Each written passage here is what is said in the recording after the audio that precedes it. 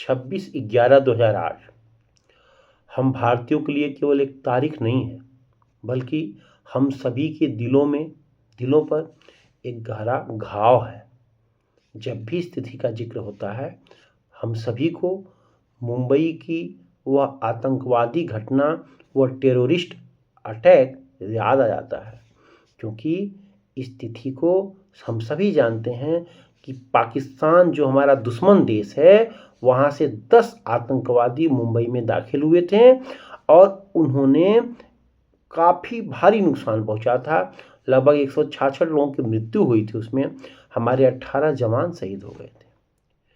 हम उन जवानों को सर झुकाकर नमन करते हैं और उन जवानों की देन है, चाहे जो लोग भी उस ऑपरेशन में पार्टिसिपेट किए थे, भाग लिए थे, सबकी देन थी कि हम 60 घंटों की मेहनत के बाद लगभग 3 दिनों के बाद उस आतंकवादियों से अपने मुंबई को, अपने देश को बचा पाए थे। दुश्मन देश से कुल 10 आतंकी आए थे, उसमें से 9 आतंकी मारे गए थे।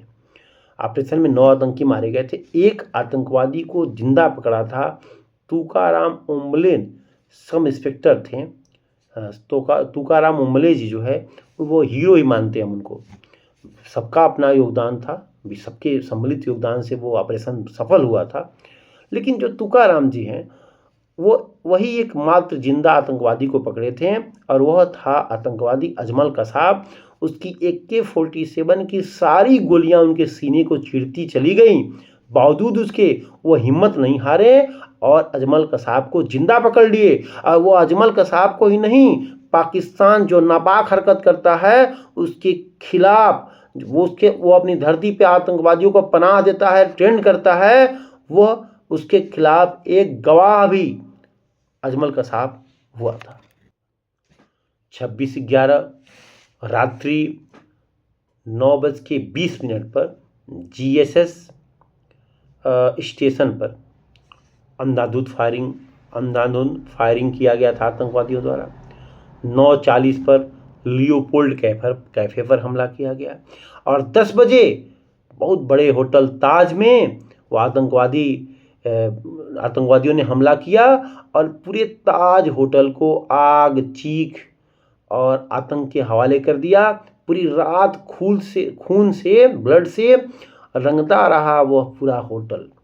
चूँकि उस समय चीज़ें लाइव चलती थी, टेलीविज़न आज भी लाइव है, लेकिन ऐसी घटनाओं पे अब रोक लगा दी गई है कि ऐसी घटनाओं को लाइव नहीं कर सकते।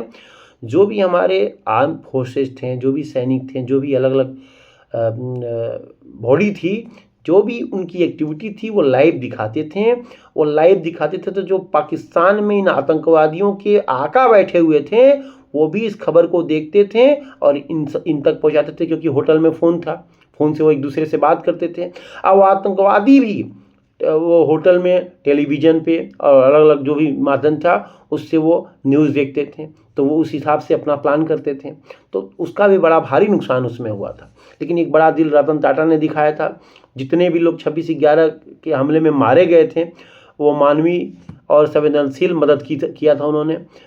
हमले के सभी स्टाफ, जितने लोग मारे गए थे, उनके परिवारजनों को आजीवन उन्होंने आर्थिक सहायता देने का वादा किया भी।